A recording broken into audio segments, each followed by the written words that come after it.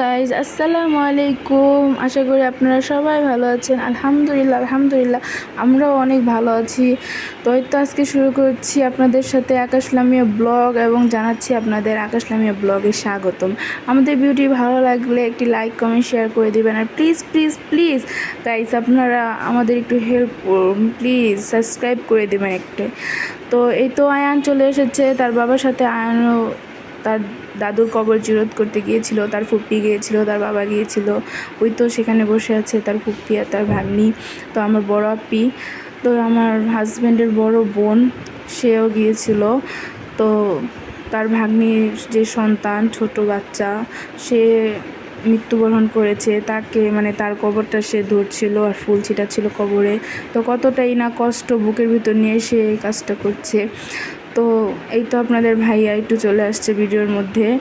আপনাদের ভাইয়ার মনটা খুবই খারাপ, কারণ যখন নাকি আব্বুর কবর জিয়ারত করতে যায় তখনই আপনার ভাইয়ার মনটা খুবই খারাপ থাকে।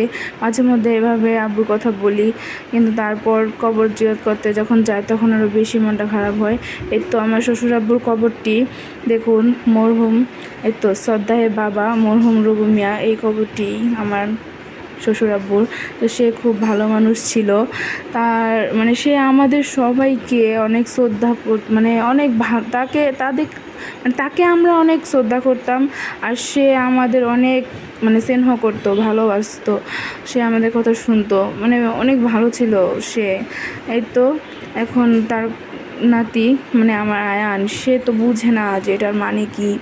সে তো বুঝে না, তার বাবা বুঝে, তাই বারবার সে তার মুড অফটা ভিডিওতে নিয়ে আসছিল। তো আমার অনেক কষ্ট লাগছিল তার এই মুড অফ দেখে। কিন্তু কতই না বাসিন্দা পর হয়ে গেছে, সেই পর দেশে চলে গেছে। কিন্তু শুধু মনের সান্ত্বনা যে বাবার কবরে যাব, মার কবরে যাব, সন্তানের কবরে যাব, কিন্তু তাদের সাথে না হয় দেখা, না পারি তাদের ছুতে, না পারি তাদের সাথে কথা বলতে। শুধু সেই দেখতে পারি, শুধু সেই মাটির উপরে সবুজ ঘাস, এগুলোই শুধু দেখা যায়। না পারি তাকে দেখতে, না পারি তাকে ছুঁতে। এটাই অনেক কষ্ট লাগে, জানেন, অনেক খারাপ লাগে যখন নাকি এই ভিডিওগুলো দেখি। আর এই তো ভিডিওটি শেষ পর্যায়ে।